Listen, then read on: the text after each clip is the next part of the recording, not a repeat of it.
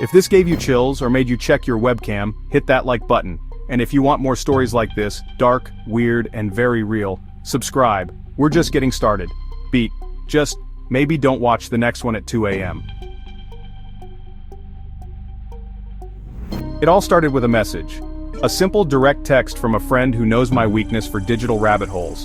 The message glowed on my phone. Dude, whatever you do, don't go looking for room number 553.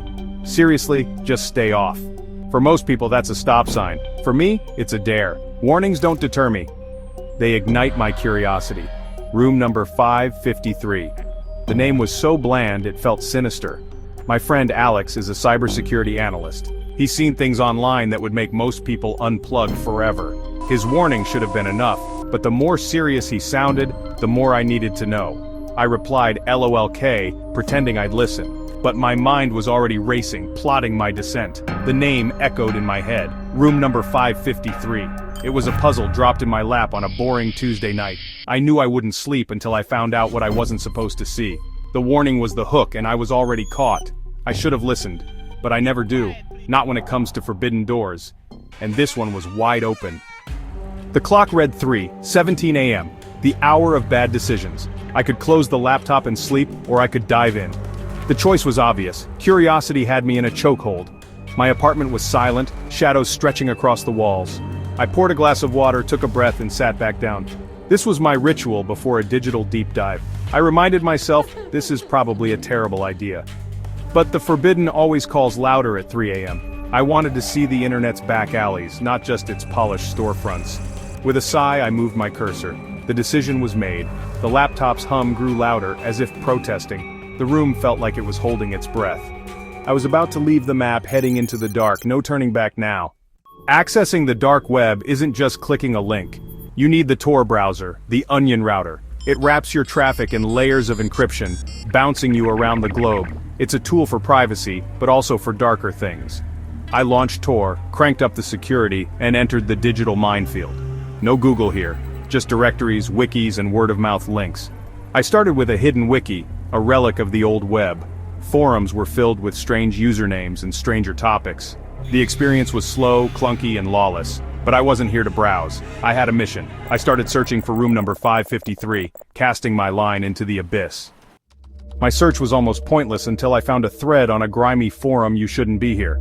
The post was rambling paranoia, but buried in the replies was a single line from a user named Janitor looking for the real ghost. Try room number 553. Below it, a onion link. My heart pounded. This was it. The username Janitor was unsettling someone who knows the hidden places. Was it a trap? Probably. Was I going to click? Absolutely. I hovered over the link and clicked. The browser churned seconds, stretching into eternity. The page loaded stark white, a single flickering video player. No title, no chat, just the feed. It was live. I stared, waiting for anything to happen.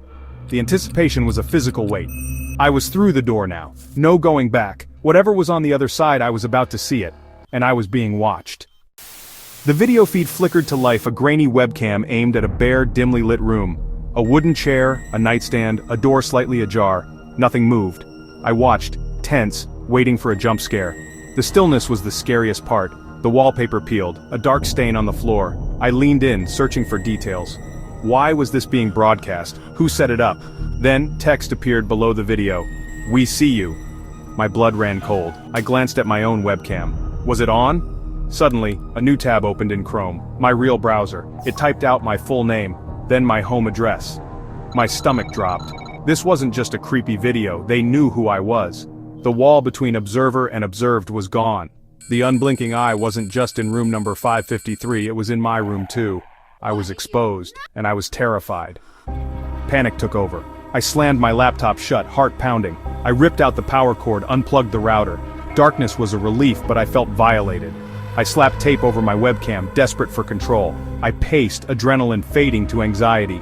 Was I in real danger or just a victim of a cruel prank? Maybe it was just hackers showing off. But the fear mixed with curiosity, I needed to know more. Against all reason, I plugged the router back in. I had to see the end of the story. The pull of the mystery was stronger than fear.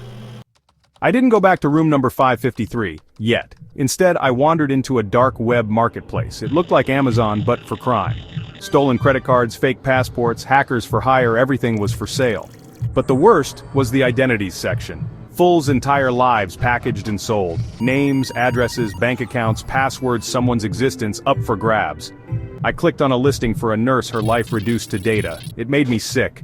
This was the real horror of the dark web. Not just creepy videos, but real-world destruction. Lives ruined for profit. And it was happening right now. As I stared at the nurse's listing, a timer appeared on my screen.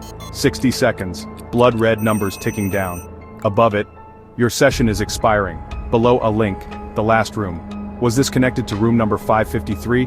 Was I being watched the whole time? The timer forced my hand. 30 seconds. I thought of the nurse, the empty chair, my own name on the screen. It all felt orchestrated, a performance for an audience of 10 seconds. My hand trembled as I clicked the link. The screen flickered, then went black, truly black, as if the power was cut. My laptop's fan spun down. Silence. In the darkness, I heard it, or maybe I felt it. A soft, close exhale, like someone was right behind me. I froze. Was it real or just my mind? The line between digital and physical fear had vanished. I was alone, or maybe not. The story had reached its final page, and I was still in the dark. I didn't move. I barely breathed. The breath I heard was so close it felt whispered in my ear. Was someone in my room, or was it just my mind?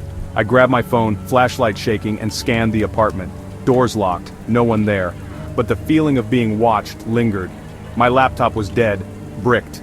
Days passed in paranoia. I changed passwords, checked my credit, waited for disaster, but nothing happened.